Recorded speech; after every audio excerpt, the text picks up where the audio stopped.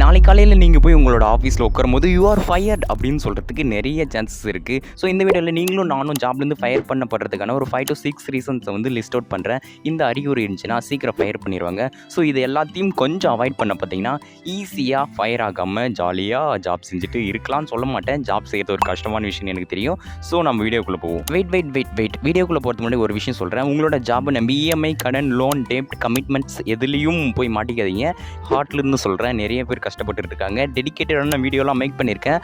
இப்போ வீடியோக்குள்ளே போவோம். 4 ஜாப்ஸை ஸ்விட்ச் பண்ணதுக்கப்புறம் 3 to 4 பிஸ்னஸ் மேன்ஸ் கூட க்ளோஸாக ஒர்க் பண்ணதுக்கப்புறம் இந்த விஷயத்தை நான் பேசுகிறேன். அதாச்சும் சின்ன businesses, growing businesses, medium size businesses, start அப்ஸ்லாம் எதனால நம்மளை ஃபயர் பண்ணுவாங்க அப்படின்ட்டு எனக்கு நல்லா தெரியும். ஏன்னா அங்கே டிசிஷன் எடுக்கிறதே அந்த கம்பெனியோட ஓனராக தான் இருப்பாங்க.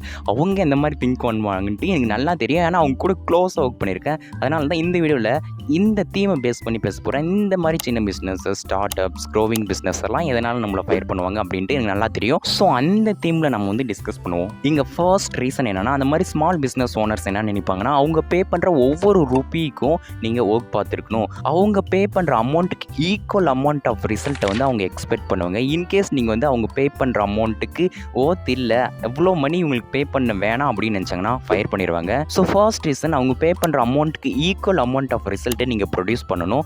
இது ஃபர்ஸ்ட் கிரைட்டேரியாவாக அந்த பிஸ்னஸ் ஓனர்ஸ் அவங்க மைண்டில் வச்சுருப்பாங்க. ஓகே, இவங்களுக்கு வந்து 20,000 25,000 சேலரி கொடுக்குறோம், பட் இவங்க வந்து அதுக்கு ஈக்குவல் அமௌண்ட் ஆஃப் ரிசல்ட் எடுத்துகிட்டு வரல, அதுக்கான ஒர்க் அவங்க செய்யலை அப்படின்ட்டு ஃபீல் பண்ணாங்கன்னா உடனே ஃபயர் பண்ணிடுவாங்க.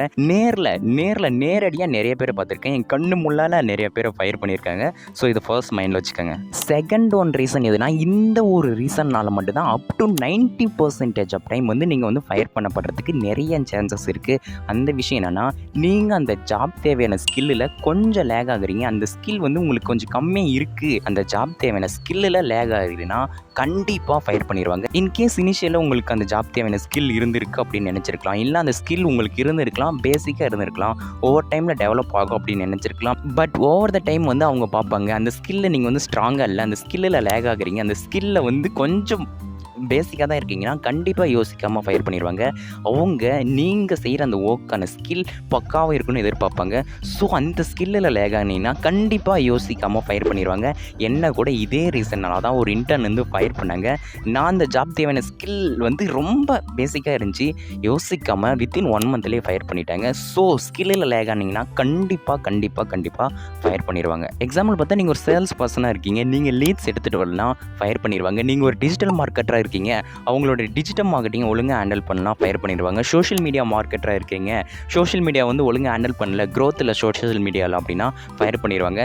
ஸோ அந்த ஸ்கில்ல ஸ்ட்ராங்காக இருக்கணும் அவங்க பார்ப்பாங்க. தேர்ட் ஒன் வந்து ஸ்ட்ரெயிட் ஃபார்வர்டு. உங்ககிட்ட ஸ்கில் இருக்கும், பட் அந்த ஸ்கில் வந்து அந்த பிஸ்னஸ்க்கு வந்து கரெக்டாக கோரிலேட் ஆகாத மாதிரி இருக்கும், அந்த பிஸ்னஸ்க்கு தேவைப்படாத மாதிரி இருக்கும். ஸோ அப்படி அவங்க ஃபீல் பண்ணாங்க. அந்த மாதிரி மிஸ்ரெலவெண்ட்டாக இருக்குது அப்படின்னா ஈஸியாக ஃபயர் பண்ணிடுவாங்க. அதாச்சும் நீங்கள் வந்து லேண்ட் செல் பண்ணுறதுல உங்களுக்கு வந்து ஒரு 5 years ஆஃப் சேல்ஸ் ஸ்கில் இருக்குது, பட் இன்கேஸ் நீங்கள் வந்து இப்போ ஒரு டிஜிட்டல் மார்க்கெட்டிங் ஏஜென்சிக்கு வந்து லீட்ஸ் எடுத்துகிட்டு வரணும்னா அந்த லேண்ட் செல்லிங் சேல்ஸ் ஸ்கில் வந்து இந்த டிஜிட்டல் மார்க்கெட்டிங்க்கு லீட்ஸ் எடுத்துகிட்டு வர அந்த சேல்ஸ் ஸ்கில்க்கு வந்து ஹெல்ப்ஃபுல்லாக இருக்காது. ஸோ இந்த மாதிரி ஸ்கில் இருக்கும், பட் அந்த பிஸ்னஸ்க்கு உங்களோட ஸ்கில் யூஸ்ஃபுல்லாக இருக்காது அப்படின்னு நினச்சாங்கன்னா ஃபயர் பண்ணிடுவாங்க.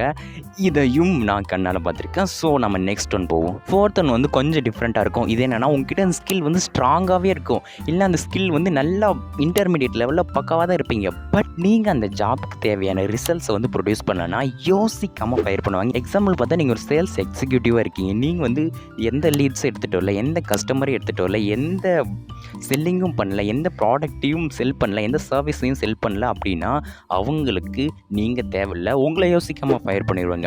ரொம்ப நேரம் சேல்ஸே சொல்லிட்டு இருக்கேன். எக்ஸாம்பிள் பார்த்தா, இப்போ வந்து நான் சோஷியல் மீடியா மார்க்கெட்டராக இருக்கு இல்லையா, இப்போ என்னோட வேலை என்னென்னா, சோஷியல் மீடியாவில் வந்து நிறைய ஃபாலோவர்ஸ் எடுத்துகிட்டு வரணும், சோஷியல் மீடியாவில் நிறைய லைக்ஸ் கமெண்ட்ஸ் எடுத்துகிட்டு வரணும், சோஷியல் மீடியாவிலேருந்து அவங்களுக்கு லீட்ஸ் வரணும். இன்கேஸ் இதெல்லாம் நடக்கலாம், என்ன ஃபயர் பண்ணிடுவாங்க. இன்னொரு எக்ஸாம்பிள் பார்த்தா, இப்போ வெப் டெவலப்பராக இருக்கீங்க, அந்த ப்ராஜெக்டை அந்த டெட்லைனுக்குள்ளே முடிக்கலைன்னா யோசிக்காமல் ஃபயர் பண்ணுவாங்க. இந்த மாதிரி அந்த ஸ்கில் இருந்தும் அந்த ஸ்கில்லேருந்து ரிசல்ட்ஸ் வரலன்னா யோசிக்காமல் இந்த மாதிரி small business, start ups, growing business, இன்டர்மீடியேட்டில் இருக்கிறாங்க இல்லையா, அவங்களாம் யோசிக்காமல் ஃபயர் பண்ணிடுவாங்க.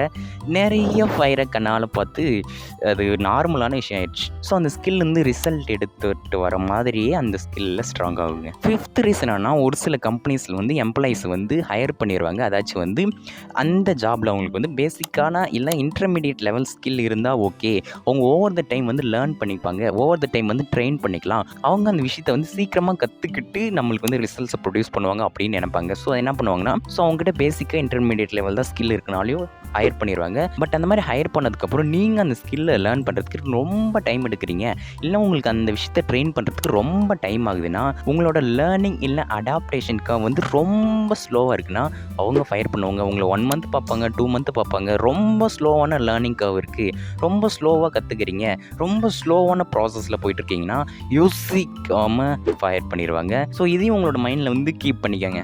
ஓகே, இதெல்லாம் தான் மேஜர் ரீசன்ஸ் நம்மளை வந்து ஜாப்லேருந்து ஃபயர் பண்ணப்படுறதுக்கு. இது எல்லாத்தையும் நீங்கள் வந்து மினிமைஸ் பண்ணிட்டீங்கன்னா மோஸ்ட் கேசஸில் வந்து நீங்கள் வந்து ஜாப்லேருந்து ஃபயர் பண்ணப்பட மாட்டீங்க. இன்னும் எந்த ஒரு சில ரீசன்னால நீங்கள் ஃபயர் பண்ணப்படுவீங்கன்னா, இன்கேஸ் ஒரு டீம் இருக்குது, அந்த டீம் கூட உங்களோட பிளான் ஐடியா ஓகே இல்லை அந்த மெசேஜ் வந்து எஃபெக்டிவாக கம்யூனிகேட் பண்ண முடியல, எஃபெக்டிவாக வந்து கொலாபரேட் பண்ணி அதை சொல்ல முடியலன்னா அங்கேயும் நீங்கள் வந்து ஃபயர் பண்ணப்படுறதுக்கு ஒரு சில சமயத்தில் வந்து சான்சஸ் இருக்குது. இன்னும் ஒரு சில ரீசன்ஸ்லாம் என்னென்னா, நீங்கள் கம்பெனியோட ரொம்ப முக்கியமான கான்ஃபிடென்ஷியலான விஷயத்தெல்லாம் ஸ்ப்ரெட் பண்ணுறீங்க, லீக் பண்ணுறீங்கன்னா தூக்கிடுவாங்க. அது மட்டும் இல்லாமல் கம்பெனியை பற்றியோ அங்கே இருக்கிற எம்ப்ளாயி பற்றியோ தேவையில்லாமல் புரளிகள் தேவையில்லாத விஷயத்தெல்லாம் ஸ்ப்ரெட் பண்ணிட்டு இருந்தீங்கன்னா அப்படியும் தூக்கிடுவாங்க. ஸோ இதெல்லாம் வந்து கொஞ்சம் எக்ஸ்ட்ரா ஸ்டப்ஸ், இதெல்லாம் கொஞ்சம் அவாய்ட் பண்ண பாருங்கள். இந்த மாதிரி கம்பெனியோட முக்கியமான டீட்டெயில்ஸ் ரிலீஸ் பண்ணுறது, இல்லைனா கம்பெனியில் இருக்கிறவங்கள பற்றி தப்பாக பேசுகிறது, பாஸை பற்றி தப்பாக பேசுகிறது, இந்த மாதிரி விஷயத்தெல்லாம் கொஞ்சம் அவாய்ட் பண்ணிடுங்க. இதெல்லாம் வந்து ஸ்கில்லை தாண்டி நீங்கள் வந்து ஃபயர் பண்ணப்படுறதுக்கான ரீசன்ஸ். ஸோ இது வந்து எக்ஸ்ட்ரா ஸ்டப்ஸ் தான். ஸோ நான் சொன்னதெல்லாம் கொஞ்சம் ரிவ்யூ பண்ணி பாருங்கள். அது எல்லாத்தையும் அவாய்ட் பண்ணிட்டீங்கன்னா மோஸ்ட்லி உங்களை வந்து ஃபயர் பண்ண சான்ஸே இல்லை. ஓகே, நான் ஃபைனலாக ஒரே ஒரு விஷயத்தை மட்டும் உங்ககிட்ட சொல்லலாம்னு நினைக்கிறேன். நீங்கள் ஒரு ஜாபை செய்யுங்க, எஃபிஷியண்ட்டாக செய்யுங்க, உங்களோட ஃபுல் எஃபர்ட்டை போட்டு செய்யுங்க. பட் அந்த ஒரு ஜாபை மட்டும் கடைசி வரை செஞ்சுட்டே இருக்காதீங்க. அந்த ஜாபை மட்டும் ரிலே பண்ணி இருக்காதீங்க. அந்த ஜாபை முடிச்சுட்டு ஃப்ரீ டைமில் ஏதாவது ஒரு விஷயத்தை கெட்டிங் ஸ்டார்ட் பண்ணுங்க, ஏதாவது ஒரு விஷயத்தை செய்யுங்க. Do something apart from your job. ஏன்னா எந்த ஒரு ஜாபும் செக்யூர் இல்லை.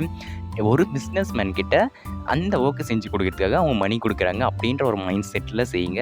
ஸோ உங்களுக்கான ஒரு பிஸ்னஸை பில்ட் பண்ணுங்கள், உங்களுக்குன்னு ஏதாச்சும் ஒன்று பில்ட் பண்ணி உங்களுக்காக ஒர்க் பண்ணுங்கள். Apart from job do something அப்படின்றதையும் நாங்கள் சொல்லிக்கிறேன்.